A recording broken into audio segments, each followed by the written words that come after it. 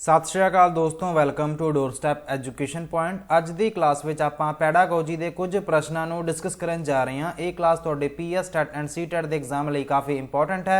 सो शुरू करते हैं अज की क्लास नूं। क्लास नूं शुरू करने तो पहला चैनल नूं सबसक्राइब कर लियो एंड वीडियो नूं लाइक जरूर कर लियो। अज का अपना जिहड़ा पहला प्रश्न है, the concept of childhood is, बचपन की जिहड़ी धारणा है इहदे बारे तुसीं दसना है। Universally the same across different cultural contexts, ਵੱਖ-ਵੱਖ ਸੱਭਿਆਚਾਰਕ ਸੰਦਰਭਾਂ ਵਿੱਚ ਵਿਆਪਕ ਤੌਰ ਤੇ ਇੱਕੋ ਜਿਹਾ ਹੈ। Option number B, a social construction according to contemporary socio constructivist theorist, ਸਮਕਾਲੀ ਸਮਾਜ ਰਚਨਾਵਾਦੀ ਸਿਧਾਂਤਕਾਰਾਂ ਦੇ ਅਨੁਸਾਰ ਇੱਕ ਸਮਾਜਿਕ ਉਸਾਰੀ ਹੈ। Option number C, that children are born evil and have to be civilized, ਕਿ ਬੱਚੇ ਬੁਰਾਈ ਤੋਂ ਪੈਦਾ ਹੁੰਦੇ ਹਨ ਅਤੇ ਉਹਨਾਂ ਨੂੰ ਸੱਭਿਅਕ ਹੋਣਾ ਚਾਹੀਦਾ ਹੈ। Option number D, that children begin with nothing at all and their characteristics are shaped entirely by the environment, कि बच्चे कुछ भी नहीं शुरू करते हैं ਅਤੇ ਉਹਨਾਂ ਦੀਆਂ ਵਿਸ਼ੇਸ਼ਤਾਵਾਂ ਪੂਰੀ ਤਰ੍ਹਾਂ ਵਾਤਾਵਰਣ ਦੁਆਰਾ ਆਕਾਰ ਦਿੱਤੀਆਂ ਜਾਂਦੀਆਂ ਹਨ। ਆਪਸ਼ਨ ਨੰਬਰ ਡੀ ਨੂੰ ਤੁਸੀਂ ਐਲੀਮੀਨੇਟ ਕਰੋਗੇ ਕਿਉਂਕਿ ਆਪਾਂ ਸ਼ੁਰੂਆਤ ਤੋਂ ਹੀ ਪੜ੍ਹਦੇ ਆ ਰਹੇ ਹਾਂ ਬੱਚੇ ਦੇ ਵਿਕਾਸ ਵਿੱਚ ਇਨਵਾਇਰਨਮੈਂਟ ਦੇ ਨਾਲ ਜਿਹੜੀ ਹੈਰੀਡਿਟੀ ਹੈਗੀ ਆ ਦੋਨੇ ਹੀ ਪ੍ਰਭਾਵ ਪਾਉਂਦੇ ਆ। बट इन्हां दे अकॉर्डिंग सिर्फ इन्वायरमेंट ही की करता है, इन्वायरमेंट दे विच ही मतलब जिहड़ा बच्चा सारा कुछ करता है कि सो ऑप्शन नंबर डी नूं आपां एलिमिनेट कर दिता। ऑप्शन नंबर जे तुसी सी नूं वेखदे हो कि children are born evil and have to be civilise, कि बच्चे बुराई तो पैदा होंदे हैं ते उन्हां नूं सभ्यक होना चाहिदा है। सो ये गल तां किते भी नहीं लिखी हुई। जेकर तुसी ऑप्शन नंबर ए ते जांदे हो ते की ऑप्शन नंबर ए नूं तुसी सही जवाब लगा सकदे हो कि यूनीवर्सली सेम हुंदा अक्रॉस डिफरेंट कल्चरल कॉन्टैक्सट दे विच, कि ਵੱਖ-ਵੱਖ ਸੱਭਿਆਚਾਰਕ ਸੰਦਰਭਾਂ ਵਿੱਚ व्यापक तौर ਤੇ ਇੱਕੋ ਜਿਹਾ ਹੁੰਦਾ ਹੈ। ਸੋ ਇਹ ਆਪਸ਼ਨ ਵੀ ਗਲਤ ਹੈ। ਗਲਤ ਕਿਉਂ ਹੈ? ਕਿਉਂਕਿ ਇੱਥੇ ਇਹਨਾਂ ਨੇ ਕਨਸੈਪਟ ਦੀ ਗੱਲ ਕੀਤੀ ਹੈ। ਕਨਸੈਪਟ ਤਾਂ ਹੁਣ ਚੇਂਜ ਵੀ ਕਰ ਸਕਦੇ ਹਾਂ ਆਪਾਂ, ਮਤਲਬ ਇਹ ਤਾਂ ਮੇਨਲੀ ਸਾਇੰਟਿਸਟ ਹੋ ਗਏ, ਵਿਗਿਆਨਿਕ ਹੋ ਗਏ, ਲੋਕਾਂ ਦੁਆਰਾ ਹੀ ਦਿੱਤੇ ਜਾਂਦੇ ਆ ਨਾ ਜਿਹੜੇ ਕਨਸੈਪਟ ਹੁੰਦੇ ਆ। ਸੋ ਬੇਸਿਕਲੀ ਇੱਥੇ ਕਨਸੈਪਟ ਦੀ ਗੱਲ ਪੁੱਛੀ ਜਾ ਰਹੀ ਹੈ। ਸੋ ਜਿਹੜਾ ਕਨਸੈਪਟ ਹੁੰਦਾ ਇੱਕ ਸੋਸ਼ਲ ਕੰਸਟਰਕਸ਼ਨ ਹੁੰਦੀ ਹੈ। समकाली समाज रचनावादी सिद्धांतकारों के अनुसार एक समाजिक उसारी हैगी है। सो ये गल बिल्कुल ठीक लिखी हुई है ना कि एक सोशल कंस्ट्रक्शन है according to contemporary socio constructivist के according. So option number B is the right answer.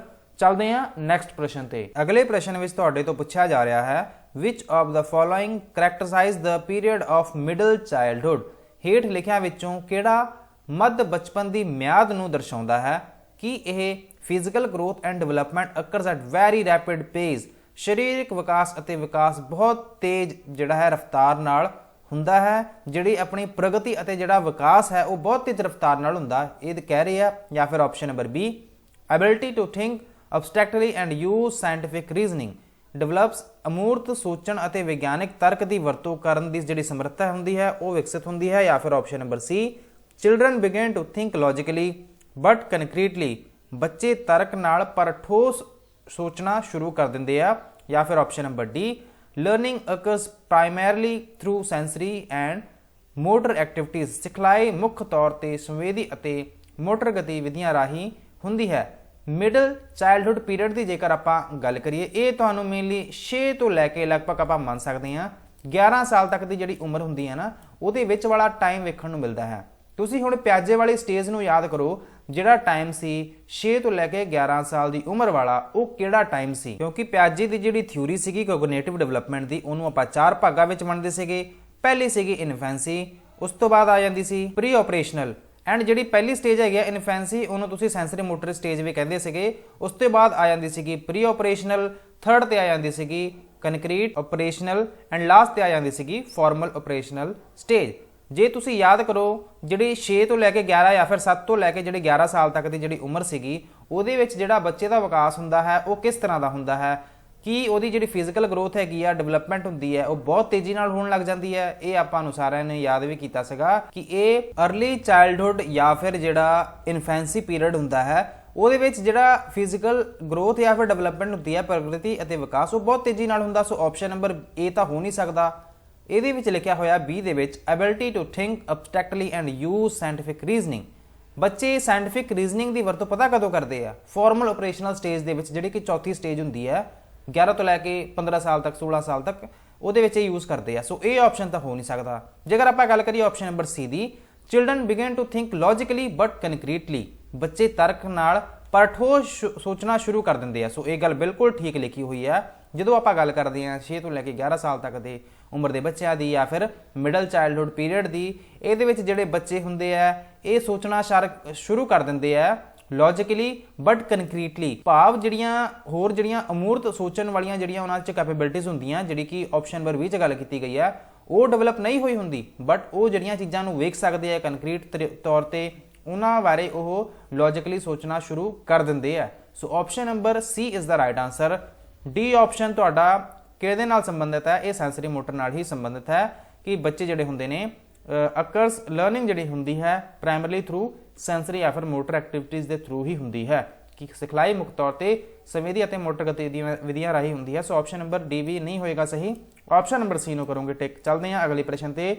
Play has a significant role in the development of young children for the following reasons, ਕਿ ਹੇਠਲੇ ਕਾਰਨਾਂ ਕਰਕੇ ਛੋਟੇ ਬੱਚਿਆਂ ਦੇ ਵਿਕਾਸ ਵਿੱਚ ਖੇਡ ਦੀ ਮਹੱਤਵਪੂਰਨ ਭੂਮਿਕਾ ਹੁੰਦੀ ਹੈ। ਐਂਡ ਇਸ ਕੁਐਸਚਨ ਦੇ ਵਿੱਚ ਥੋੜੀ ਜਿਹੀ ਮਿਸਟੇਕ ਹੋ ਗਈ ਆ, ਜਿਹਨੂੰ ਆਪਾਂ ਹੁਣੇ ਹੀ ਕਰੈਕਟ ਕਰ ਲਵਾਂਗੇ। ਇੱਥੇ ਜਿਹੜਾ ਲਿਖਿਆ ਹੋਇਆ ਨਾ ਰੀਜ਼ਨਸ, ਇੱਥੇ ਆਉਣਾ ਸੀ ਐਕਸੈਪਟ, EXCEPT। ਪੰਜਾਬੀ ਤਾਂ ਚਲੋ ਹੁਣ ਮੈਂ ਟਾਈਪ ਨਹੀਂ ਕਰ ਸਕਦਾ, ਬਟ ਮੈਂ ਤੁਹਾਨੂੰ ਵੈਸੇ ਦੱਸ ਦਿੰਨਾ ਕਿ ਇਹ ਜਿੰਨੀਆਂ ਵੀ ਆਪਸ਼ਨਾਂ ਦਿੱਤੀਆਂ ਹੋਈਆਂ ਇਹਦੇ ਵਿੱਚ ਇਹ ਲਿਖਿਆ ਹੋਇਆ ਕਿ ਜਿਹੜੀ ਪਲੇ ਹੈਗੀ ਆ, ਜਿਹੜੀਆਂ ਖੇਡਾਂ ਨੇ, ਹੇਠਲੇ ਦਿੱਤੇ ਕਾਰਨਾਂ ਵਿੱਚੋਂ ਕਿਹੜੇ ਕਾਰਨ ਨਹੀਂ ਹੈਗੀ ਆ, ਜੇਕਰ ਆਪਾਂ ਗੱਲ ਕਰੀਏ ਕਿ ਸਿਗਨੀਫੀਕੈਂਟ ਰੋਲ ਨਹੀਂ ਪਲੇ ਕਰਦੇ ਡਿਵੈਲਪਮੈਂਟ ਦੇ ਵਿੱਚ, ਵਿਕਾਸ ਵਿੱਚ, ਜਿਹੜੇ ਯੰਗ ਚਿਲਡਰਨ ਹੁੰਦੇ ਆ, ਕਿ ਹੇਠਲੇ ਕਾਰਨਾਂ ਕਰਕੇ ਛੋਟੇ ਬੱਚਿਆਂ ਦਾ ਜਿਹੜਾ ਵਿਕਾਸ ਹੈ ਖੇਡ ਦੇ ਮਹੱਤਵਪੂਰਨ ਭੂਮਿਕਾ ਹੁੰਦਾ ਹੈ, ਮਤਲਬ ਨਿਭਾਉਂਦਾ ਹੈ। ਕਿਹਨੂੰ ਛੱਡ ਕੇ? ਕਿਹੜੀ ਆਪਸ਼ਨ ਨੂੰ ਛੱਡ ਕੇ? ਆਪਸ਼ਨਾਂ ਨੂੰ ਵੇਖ ਲੈਂਦੇ ਆਪਾਂ ਇੱਕ ਵਾਰ ਮੈਂ PPT ਨੂੰ ਸੇਵ ਵੀ ਕਰ ਦਿੰਦਾ। ਸੋ ਇਹਦੇ ਵਿੱਚ ਜਿਹੜਾ ਤੁਹਾਡਾ ਸਹੀ ਜਵਾਬ ਹੋਏਗਾ ਉਹ ਕੀ ਹੋਏਗਾ? ਪਹਿਲਾਂ ਤਾਂ ਆਪਾਂ ਆਪਸ਼ਨਾਂ ਨੂੰ ਪੜ੍ਹ ਲੈਂਦੇ ਆ। ਲਿਖਿਆ ਹੋਇਆ play has significant role in the development of young children, it stimulate their senses. ਇਹ ਗੱਲ ਠੀਕ ਹੈ ਕਿ ਜਿਹੜੀਆਂ ਖੇਡਾਂ ਹੁੰਦੀਆਂ ਨੇ ਉਹ ਬੱਚਿਆਂ ਦੀਆਂ ਜਿਹੜੀਆਂ ਕਹਿ ਸਕਦੇ ਆ ਇੰਦਰੀਆਂ ਨੂੰ ਉਤੇਜਿਤ ਕਰਦੀਆਂ ਨੇ। ਤੇ ਇੰਦਰੀਆਂ ਕਿਹੜੀਆਂ ਹੁੰਦੀਆਂ ਨੇ? ਜਿਵੇਂ ਕਿ ਬੱਚੇ ਜਿਹੜੀਆਂ ਚੀਜ਼ਾਂ ਨੂੰ ਵੇਖ ਸਕਦੇ ਆ, ਜਿਹੜੀਆਂ ਚੀਜ਼ਾਂ ਨੂੰ ਹੱਥ ਲਾ ਸਕਦੇ ਆ, ਜਿਹੜੀਆਂ ਚੀਜ਼ਾਂ ਨੂੰ ਸਮੈਲ ਕਰ ਸਕਦੇ ਆ। ਸੋ ਇਹ ਸਭ ਕੀ ਨੇ? ਇਹ ਸਭ ਮਤਲਬ ਉਹਨਾਂ ਦੀਆਂ ਸੈਂਸਿਸ ਹੈਗੀਆਂ। ਸੋ ਇਹ ਗੱਲ ਤਾਂ ਬਿਲਕੁਲ ਠੀਕ ਹੈ ਨਾ। ਜਦੋਂ ਬੱਚੇ ਖੇਡਣਗੇ ਤੇ ਉਹ ਕਿੰਨੀਆਂ ਹੀ ਜਿਹੜੀਆਂ ਆਪਦੀਆਂ ਸੈਂਸਿਸ ਹੈਗੀਆਂ ਵਰਤੋਂ ਕਰਨਗੇ, ਹੈ ਨਾ, ਇੱਕ ਦੂਜੇ ਨੂੰ ਬੁਲਾਉਣਗੇ, ਕਮਿਊਨੀਕੇਸ਼ਨ ਸਕਿੱਲਸ ਉਹਨਾਂ ਦੀ ਇੱਥੇ ਚੈੱਕ ਹੋਣੀ ਆ, ਸਾਰਾ ਕੁਝ ਮਤਲਬ ਇੱਥੇ ਹੋ ਜਾਣਾ ਆ। ਉਹਨਾਂ ਦੀਆਂ ਜਿਹੜੀਆਂ ਸੈਂਸਿਸ ਹੈਗੀਆਂ ਉਹਨਾਂ ਦੀ ਵਰਤੋਂ ਹੋਣੀ ਆ, ਇਹ ਗੱਲ ਠੀਕ ਹੈ। ਬਟ ਜੇਕਰ ਤੁਸੀਂ ਆਪਸ਼ਨ ਨੰਬਰ ਸੀ ਨੂੰ ਵੇਖੋ, ਇੱਕ ਵਾਰ ਆਪਾਂ ਬੀ ਨੂੰ ਛੱਡ ਦਿੰਨੇ ਆ, ਬੀ ਨੂੰ ਛੱਡ ਕੇ ਆਪਾਂ ਸੀ ਆਪਸ਼ਨ ਨੂੰ ਵੇਖੀਏ, they acquire new skills and learn when to use them। ਉਹ ਨਵੇਂ ਹੁਨਰ ਹਾਸਲ ਕਰਦੇ ਹਨ ਅਤੇ ਸਿੱਖਦੇ ਹਨ ਕਿ ਉਹਨਾਂ ਦੀ ਵਰਤੋਂ ਕਦੋਂ ਕਰਨੀ ਹੈ। ਇਹ ਗੱਲ ਵੀ ਠੀਕ ਹੈ ਕਿ ਖੇਡਾਂ ਦੇ ਨਾਲ ਉਹਨਾਂ ਦੇ ਜਿਹੜੀ ਨਿਊ ਸਕਿੱਲਸ ਹੈਗੀਆਂ ਨੇ ਉਹ ਡਿਵੈਲਪ ਹੁੰਦੀਆਂ। ਜਾਂ ਫਿਰ option number D, they gain mastery over their body. ਉਹ ਆਪਣੇ ਸਰੀਰ ਉੱਤੇ ਨਿਪੁੰਨਤਾ ਪ੍ਰਾਪਤ ਕਰਦੇ ਹਨ। ਜਦੋਂ ਬੱਚੇ ਖੇਡਣਗੇ, ਖੇਡਾਂ ਨੂੰ ਖੇਡਣਗੇ ਤੇ ਕਿਤੇ ਨਾ ਕਿਤੇ ਆਪਦੀ ਜਿਹੜੀ ਬੋਡੀ ਹੈਗੀ ਆ ਬੈਲੈਂਸ ਬਣਾਉਣਾ ਸਿੱਖਣਗੇ ਐਂਡ ਮਾਸਟਰੀ ਵੀ ਆਊਗੀ ਉਹਨਾਂ ਦੀ ਬੋਡੀ ਦੇ ਉੱਤੇ। ਸੋ ਪਲੇ ਬਾਰੇ, ਖੇਡਾਂ ਬਾਰੇ ਇਹ ਗੱਲ ਠੀਕ ਲਿਖੀ ਹੋਈ ਹੈ। ਬਟ ਜਦੋਂ ਤੁਸੀਂ ਗੱਲ ਕਰਦੇ ਹੋ ਆਪਸ਼ਨ ਨੰਬਰ ਬੀ ਦੀ, ਕਿਉਂਕਿ ਇਹਨਾਂ ਨੇ ਕੀ ਲਿਖਿਆ ਹੋਇਆ ਕਿ ਖੇਡਾਂ ਵਿਕਾਸ ਵਿੱਚ ਬਹੁਤ ਹੀ ਇੰਪੋਰਟੈਂਟ ਰੋਲ ਪਲੇ ਕਰਦੀਆਂ, ਕਿਹੜੀ ਆਪਸ਼ਨ ਨੂੰ ਛੱਡ ਕੇ? ਠੀਕ ਹੈ, ਮਤਲਬ ਪਹਿਲੀ ਤੇ ਤੀਸਰੀ ਤੇ ਚੌਥੀ ਆਪਸ਼ਨ ਸਹੀ ਗੱਲ ਲਿਖੀ ਹੋਈ ਹੈ।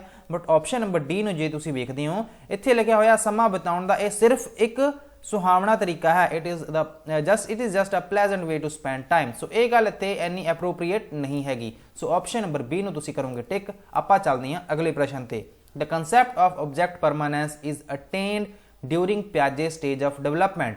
ਪਿਆਜੇ ਦੇ ਵਿਕਾਸ ਦੇ ਪੜਾਅ ਦੌਰਾਨ ਵਸਤੂ ਸਥਾਇਤਾ ਦੀ ਧਾਰਨਾ ਜਿਹੜੀ ਪ੍ਰਾਪਤ ਕੀਤੀ ਜਾਂਦੀ ਹੈ, ਇਹਦੇ ਬਾਰੇ ਤੁਸੀਂ ਦੱਸੋ।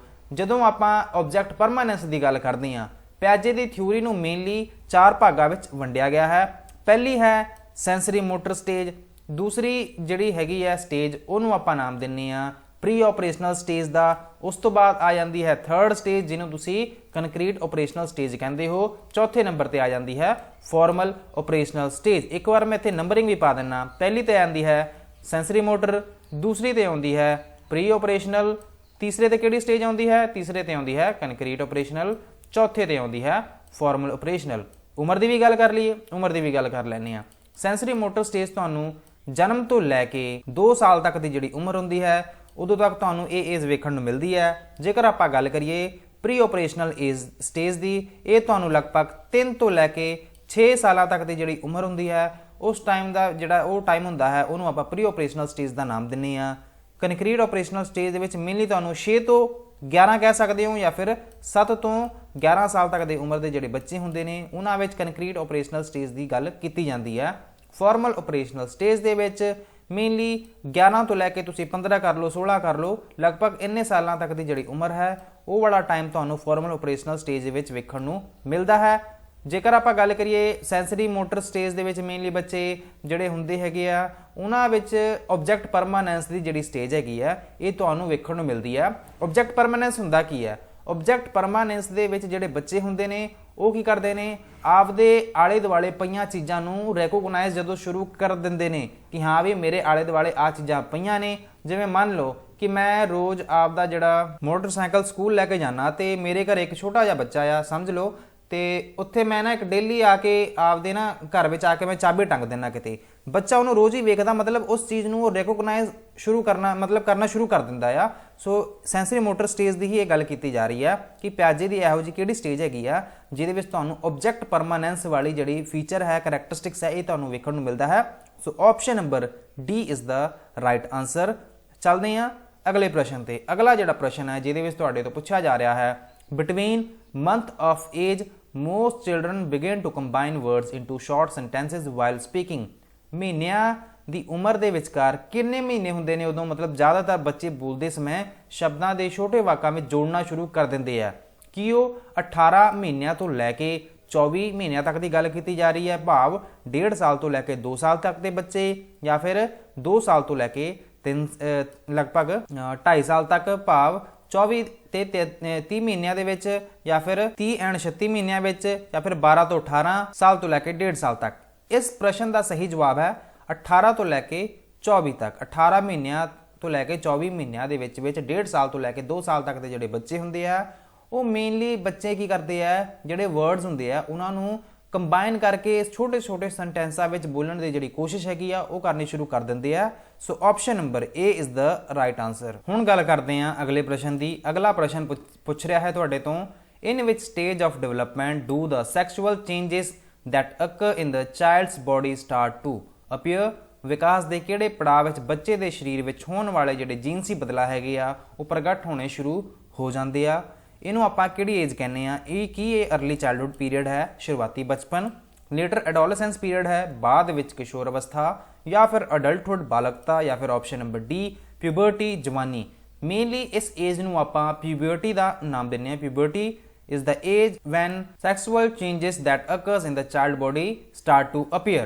so option number D is the right answer। चलते हैं अगले प्रश्न ते। अगला प्रश्न है according to Jean Piaget in which stage is able to understand hypothesis and getting thinking ability on the basis of logical statement। Jean पियाजे ਦੇ ਅਨੁਸਾਰ ਕਿਸ ਪੜਾਅ ਵਿੱਚ ਬੱਚਾ ਤਰਕਪੂਰਨ ਕਥਨ ਦੇ ਆਧਾਰ ਤੇ ਹਾਈਪੋਥੈਸਿਸ ਨੂੰ ਸਮਝਣ ਅਤੇ ਸੋਚਣ ਦੀ ਜਿਹੜੀ ਯੋਗਤਾ ਹੈ ਪ੍ਰਾਪਤ ਕਰਨ ਦੇ ਯੋਗ ਹੁੰਦਾ ਹੈ ਕਿ ਉਹ ਬਰਥ ਤੋਂ ਲੈ ਕੇ 2 ਸਾਲਾਂ ਤੱਕ ਦੀ ਉਮਰ ਹੈ 2 ਸਾਲਾਂ ਤੋਂ ਲੈ ਕੇ 6 ਸਾਲਾਂ ਤੱਕ ਦੀ ਉਮਰ ਹੈ 6 ਤੋਂ ਲੈ ਕੇ 11 ਸਾਲਾਂ ਤੱਕ ਦੀ ਉਮਰ ਹੈ ਜਾਂ ਫਿਰ 11 ਤੋਂ ਲੈ ਕੇ 15 ਸਾਲਾਂ ਤੱਕ ਦੀ ਉਮਰ ਹੈ।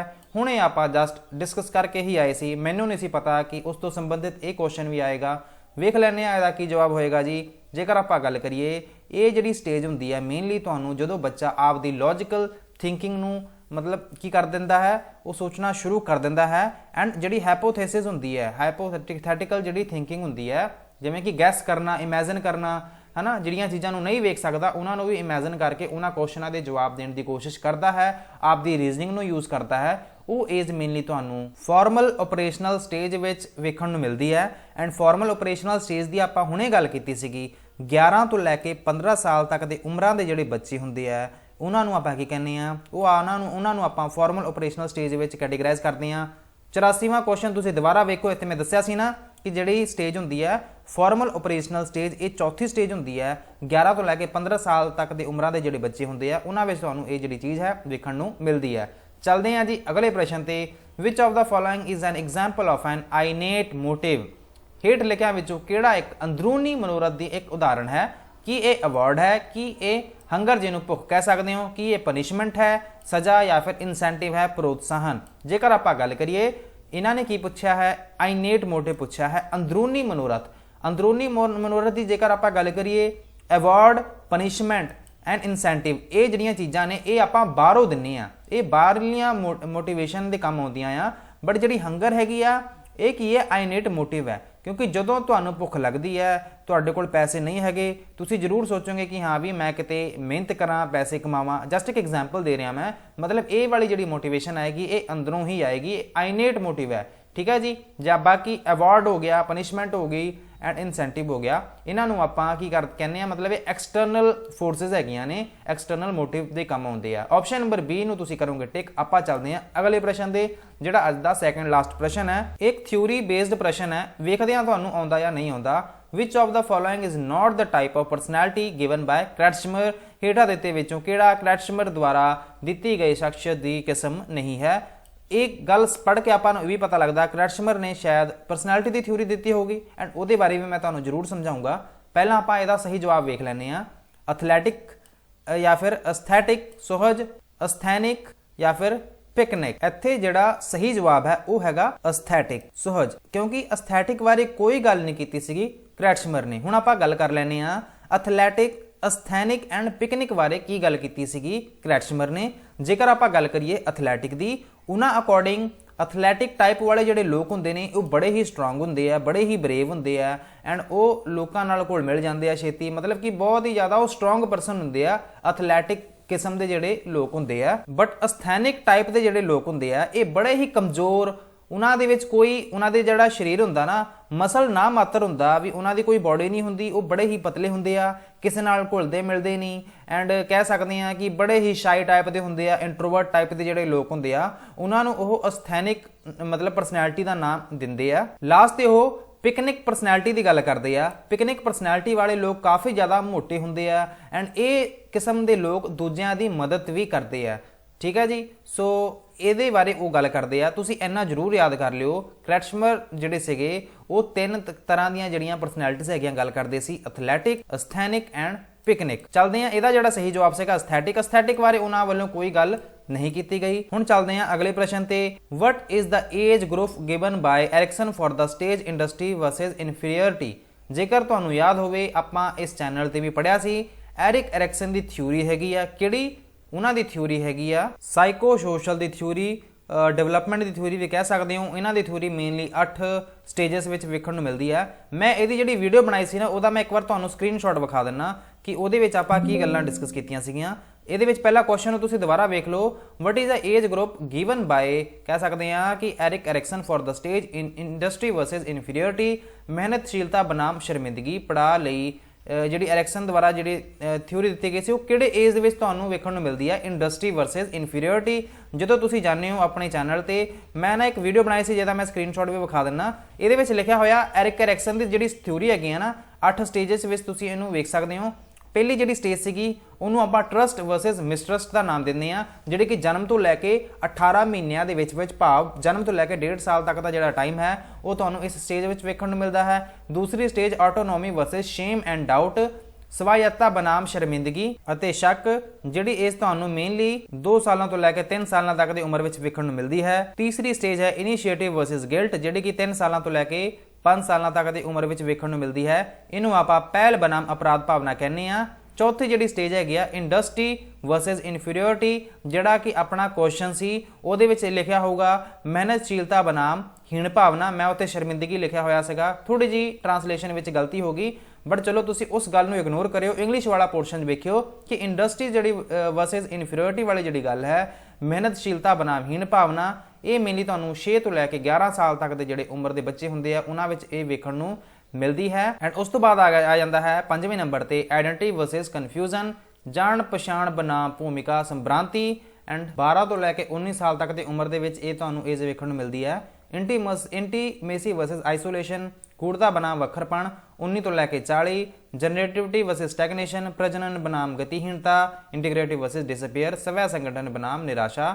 65 ਸਾਲ ਤੋਂ ਬਾਅਦ ਵਾਲੇ ਟਾਈਮ ਦੇ ਵਿੱਚ ਤੁਹਾਨੂੰ ਇਹ ਏਜ ਵੇਖਣ ਨੂੰ ਮਿਲਦੀ ਹੈ। ਉਮੀਦ ਕਰਦਾ ਜੇਕਰ ਤੁਹਾਨੂੰ ਵੇਖਿਆ ਨਾ ਹੋਊਗਾ ਬਟ ਮੇਰੀ ਆਵਾਜ਼ ਤਾਂ ਤੁਹਾਨੂੰ ਜ਼ਰੂਰ ਸੁਣੀ ਗਈ ਹੋਣੀ ਆ ਐਂਡ ਮੈਂ ਕਲੀਅਰਲੀ ਤੁਹਾਨੂੰ ਦੱਸਦਾ ਕਿ 6 ਤੋਂ ਲੈ ਕੇ ਜਿਹੜਾ 11 ਸਾਲ ਤੱਕ ਦਾ ਜਿਹੜਾ ਟਾਈਮ ਹੁੰਦਾ ਹੈ, ਹੁਣੇ ਆਪਾਂ ਜਸਟ ਡਿਸਕਸ ਕਰਕੇ ਆਏ ਸੀਗੇ, ਜਿਹੜੀ ਕਿ ਐਰਿਕ ਐਰਿਕਸਨ ਦੀ ਸਟੇਜ ਦੀ ਚੌਥੀ ਸਟੇਜ ਹੈਗੀ ਸੀ। ਉਹਦੇ ਵਿੱਚ ਆਪਾਂ ਪੜ੍ਹਿਆ ਸੀਗਾ ਕਿ ਇੰਡਸਟਰੀ ਵਰਸਸ ਇਨਫੀਰੀਅਰਿਟੀ, ਮਿਹਨਤਸ਼ੀਲਤਾ ਬਨਾਮ ਹੀਨ ਭਾਵਨਾ ਵਾਲੀ ਜਿਹੜੀ ਸਟੇਜ ਹੁੰਦੀ ਹੈ ਉਹਦੇ ਵਿੱਚ ਤੁਹਾਨੂੰ ਇਹ ਕਹਿ ਸਕਦੇ ਹਾਂ ਕਿ ਐਰਿਕ ਐਰਿਕਸਨ ਦੀ ਥਿਊਰੀ ਵਿੱਚ ਵੇਖਣ ਨੂੰ ਮਿਲਦੀ ਹੈ 6 ਤੋਂ ਲੈ ਕੇ 11 ਸਾਲ ਤੱਕ ਦੀ ਉਮਰ ਵਿੱਚ।